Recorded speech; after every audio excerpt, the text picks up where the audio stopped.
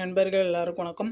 இன்றைக்கி வந்து நம்ம என்ன பார்க்கலான்னு பார்த்தீங்கன்னா, ஏப்ரல் 9 கரண்ட் அஃபேர்ஸ் வந்து பார்க்கலாம். நம்ம சேனலில் பார்த்தீங்கன்னா டிஎன்பிஎஸ்சி அண்ட் டிஎன்யூஎஸ்ஆர்பிக்கு தேவையான வீடியோஸ்லாம் வந்து அப்டேட் பண்ணி கொடுத்துட்ருக்கோம்.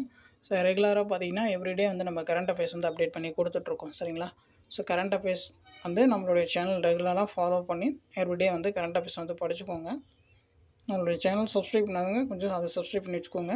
சரி, வாங்க பார்க்கலாம். ஃபர்ஸ்ட் கொஸ்டின் பாருங்கள். நாகாலாந்து மாநிலத்தின் ஆளுநர் வந்து யார் அப்படின்னு சொல்லி கேட்டிருக்காங்க. நாகாலாந்து மாநிலத்தின் ஆளுநர் பார்த்திங்கன்னா இல கணேசன்.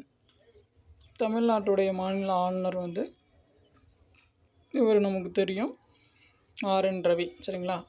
ஒரு ஆளுநர் பார்த்திங்கன்னா அந்த சொந்த மாநிலத்திலே வந்து ஆளுநராக வந்து நியமிக்க மாட்டாங்க.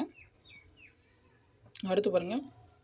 ஸோ இந்தியாவின் தனிநபர் வருமானம் உலக நாடுகளின் வரிசையில் எந்த இடத்தில் உள்ளது?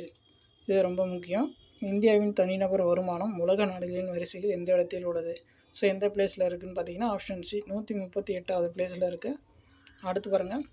உலக அளவில் வறுமை குறியீட்டில் இந்தியாவின் இடம் வந்து என்ன அப்படின்னு சொல்லி கேட்டிருக்காங்க.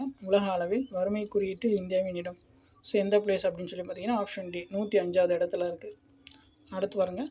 மத்திய நீர்வள ஆணைய தலைவர் வந்து யார் அப்படின்னு சொல்லி கேட்டிருக்காங்க. மத்திய நீர்வள ஆணைய தலைவர் பார்த்திங்கன்னா ஆப்ஷன் ஏ முகேஷ் குமார் சின்ஹா. அடுத்து பாருங்கள்.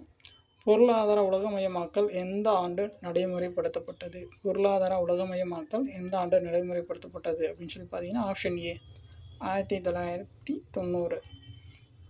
அடுத்து பாருங்கள். தற்போது ஓய்வு அறிவித்த புக்கோவ்ஸ்கி எந்த விளையாட்டுடன் தொடர்புடையவர்? ஸோ இவர் பார்த்திங்கன்னா கிரிக்கெட் விளையாட்டுடன் வந்து தொடர்புடையவர். புக்கோவ்ஸ்கி பார்த்திங்கன்னா கிரிக்கெட் விளையாடுவார். சார் எந்த நாட்டு கிரிக்கெட் வீரர் அப்படின்னு சொல்லி பார்த்தீங்கன்னா ஆஸ்திரேலிய நாட்டு கிரிக்கெட் வீரர். அடுத்து பாருங்கள். கம்பன் கோட்டம் எங்கே அமைக்கப்பட உள்ளது? எங்கே அமைக்க போகிறாங்கன்னு பார்த்தீங்கன்னா சென்னையில் தான் வந்து அமைக்க போகிறாங்க. ஸோ அவ்வளோதான். இன்றைக்கான கரண்ட் அஃபேர்ஸ் வந்து பார்த்தாச்சு. உங்களுக்கு வேறு ஏதாச்சும் டவுட் இருந்துச்சுன்னா நீங்கள் வந்து கமெண்ட் பண்ணுங்கள், நம்ம வந்து ரெஸ்பான்ஸ் பண்ணுவோம். தேங்க்யூ.